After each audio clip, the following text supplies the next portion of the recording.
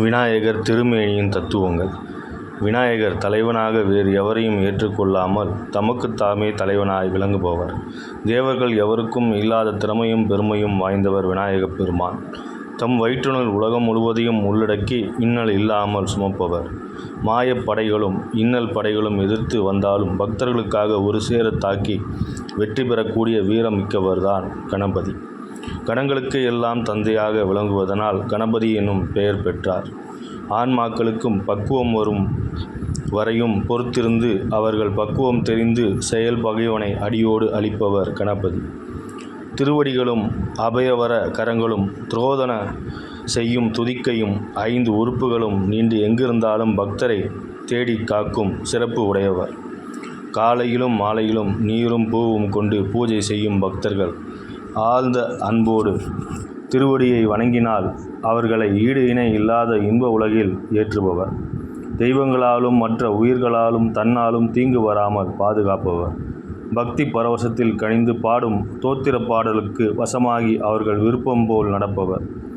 ஒற்றை கொம்பு, யானை முகம், தேவ உடல் ஆகியவை உயர்திணை அஃறிணை என்னும் திணை பாகுபாடு ஆண் பெண்பால் வேற்றுமை இவற்றை கடந்து இருப்பதாகும்.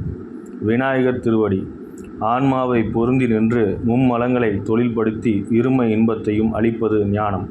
இத்தகைய ஞானம் பொருந்த உயிர்கள் விளக்கம் பெறுகின்றன. அந்த ஞானமே விநாயகரின் திருவடிகள். இந்த திருவடி பக்தர் உள்ள தாமரையில் பொருந்த உயிர்கள் பரமார்த்த குருவை கண்ட மிக்க மகிழ்ச்சி அடைந்து பிறவி பெருங்கடலை நீந்தி முக்தி அடைகின்றன. விநாயகரின் பேழை வயிறு.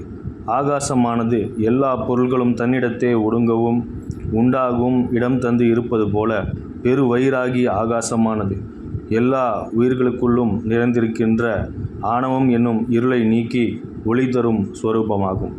தாம் எல்லாவற்றையும் வியாபமாய் தாமே எல்லாமாய் இருப்பதுதான் விநாயகப் பெருமானின் முக்கியமான சிறப்பாகும். 5 கரங்கள். விநாயகர் 5 கரங்களை உடையவர். கரமானது கண் மேந்திரமாகிய தொழில் புரியக்கூடிய கருவியாகும்.